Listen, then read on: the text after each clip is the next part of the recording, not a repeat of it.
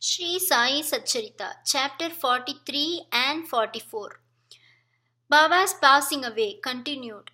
Preparation, Samadhi Mandir, breaking of the brick, 72 hours, Samadhi, jokes, sannyas, Baba's nectar like words. Chapters 43 and 44 continue the story of Baba's passing away and therefore they are taken together. Previous preparation.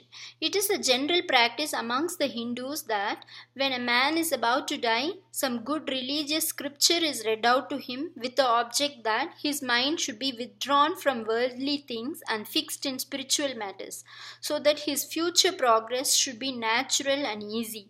Everybody knows that when King Parikshit was cursed by the son of a Brahmin rishi and was to die after a week, the great sage Shukadev expounded to him the famous Bhagavat Puran in that week.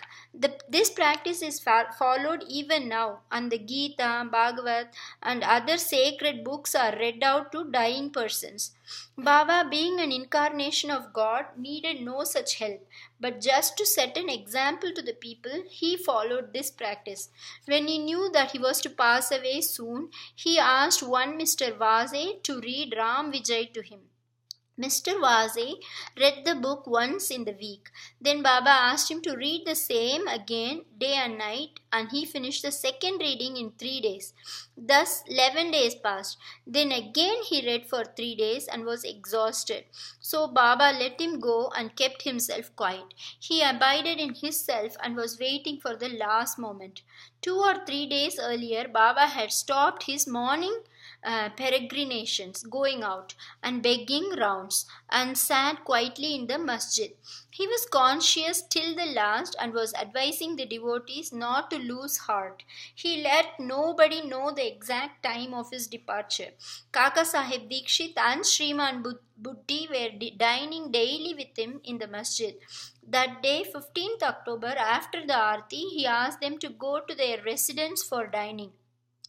Still a few, that is Lakshmi Bai Shinde, Bagoji Shinde, Bayaji, Lakshman Bala Shimpi, and Nana Sahib Nimonkar remained there. Shama was sitting down on the steps. After giving rupees 9 to Lakshmi Bai Shinde, Baba said that he did not feel well there in the masjid, and that he should be taken to the Dagadi stone wada of Butti, where he would be all right. While saying these last words, he leaned on Bayaji's body and breathed his last. Bagoji noticed that his breathing had stopped, and he immediately told this to Nana Sahib Nimonka, who was sitting near. Nana Sahib brought some water and poured it in Baba's mouth. It came out. Then he cried out loudly, "Oh Deva!" Baba seemed to open his eyes and say "Ah" in a low tone, but it soon became evident that Baba had left his mortal body for good.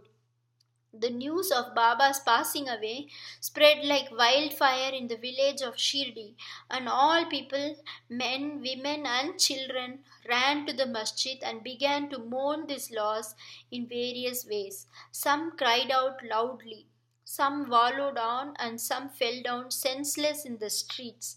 Tears ran down from the eyes of all, and everyone was filled with sorrow. Some people started remembering the words of Sai Baba. Somebody said that Maharaj, Sai Baba, told his devotees that in time to come he would appear as a lad of 8 years. In the Krishna avatar, Chakrabani, Lord Vishnu performed this very deed. Krishna appeared before Devaki in the prison as a lad of 8 years, who had bright complexion and who wielded weapons in his forearms. In that incarnation, he, Lord Krishna, lightened the burden of the earth. This incarnation, Sai Baba, was for the uplift of his devotees. Then where is the reason for doubt? The ways of the saints are really inscrutable. This contact of Sai Baba with his devotees is not only for one generation, but it is there for the last 72 generations. Generating such ties of love, it appears that Maharaj Sai Baba has gone for tour, and the devotees had a firm belief that he will return soon. Then the question arose how to lay Baba's body to rest. Some Mohammedans said that the body should be interred in an open space and a tomb built over it. Even Kushal Chand and Amir Shakkar shared this opinion. But Ramachandra Patil, the village officer, said to the villagers with a firm and determined voice, "Your thought is not acceptable to us. Baba's body should be placed nowhere except in the Vada." Thus, people were divided on this point, and discussion regarding this went on for 36 hours. On Wednesday morning, Baba appeared to Lakshman Mama Joshi in his dream and, drawing him by his hand, said, "Get up soon. Babu Sahib thinks that I am dead and so he won't come. You do the worship and the Kakad morning arti." Lakshman Mama was the village astrologer and the maternal uncle of Shama. He was an orthodox Brahmin and daily worshipped Baba first in the morning and then all the village deities. He had full faith in Baba. After the vision, he came with all the puja materials and, not minding the protests of the Maulvis, did the puja and the Kakadarti with all due formalities and went away. Then at noon, Babu Sahib Jog came with all others and went through the noon arti ceremony as usual. After paying due respect to Baba's words, the people decided to place his body in the Vada and started digging the central portion there. In the evening of Tuesday, the sub-inspector came from Rahata and others turned up from other places, and they all agreed to the proposal. Next morning, Amir Bai came from Mumbai and the Mamlatar from Kopargaon. The people seemed divided in their opinion. Some insisted on interring his body in the open field. The Mamlatar therefore took a general plebiscite and found that the proposal to use the Vada secured double the number of votes. He, however, wanted to refer the matter to the collector, and Kaka Sahib Dikshit got himself ready to go to Ahmednagar. Meanwhile, by Baba's inspiration, there was a change in the opinion of the other people, and all unanimously voted for the proposal. On Wednesday evening, Baba's body was taken in procession and brought to the Vada and was interred there with few due formalities in the Garbha, that is the central portion reserved for Murlidhar. In fact, Baba became the Murlidhar and the Vada became a temple and a holy shrine where so many devotees since then have been going to find rest and peace. All the obsequies of Baba were duly performed by Bala Sahib Bhate and Upasani, a great devotee of Baba. It may be noted here that, as observed by Professor Narke, Baba's body did not get stiff, though it was exposed for 36 hours, and that all the limbs were elastic, and that his kafni could be taken out without being torn to pieces. Breaking of the brick. Some days before Baba's departure, there occurred an ominous sign foreboding the event. There was in the masjid an old brick on which Baba rested his hand and sat. At night time, he leaned against it and had his asan. This went on for many years. One day, during Baba's absence, a boy who was sweeping the floor took it up in his hand, and unfortunately it slipped and fell down and got broken into two pieces. When Baba came to know about this, he bemoaned its loss, saying, "It is not the brick, but my fate that has been broken into pieces. It was my lifelong companion. With it, I always meditated on the self. It was as dear to me as my life. It has left me today." Some may raise here a question: why should Baba express this sorrow for such an inanimate thing as a brick? To this, Hemadban replies that saints incarnate in this world with the express mission of saving the poor, helpless people, and when they embody themselves and act with the people, they act like them. That is, outwardly they laugh, play, and cry like people, all other people, but inwardly they are wide awake to their duties and mission. 72 hours Samadhi. 32 years before this, that is in 1886, Baba made an attempt to cross the border line. On a Magara Shisha Paurnima, full moon, Margashirsha Purnima, full moon day, Baba suffered from a severe attack of asthma. To get rid of it, Baba decided to take his pran high up and go into samadhi. He said to Bhagat Mahal Sapati, "Protect my body for 3 days. If I return, it will be all right. If I do not, bury my body in that open land," pointing to it, "and fix 2 flags there as a mark." After saying this, Baba fell down at about 10 p.m. His breathing stopped as well as his pulse. It seemed as if his pran left the body. All the people, including the villagers, came there and wanted to hold an inquest and bury the body in the place pointed by Baba. But Mahal Sapati prevented this. With Baba's body on his lap, he sat full 3 days guarding it. After 3 days passed, Baba showed signs of life at 3 a.m. His breathing commenced, the abdomen began to move, his eyes opened and stretching his limbs, Baba returned to consciousness, life again. From this and other accounts, let the readers consider whether Sai Baba was the 3.5 cubits body.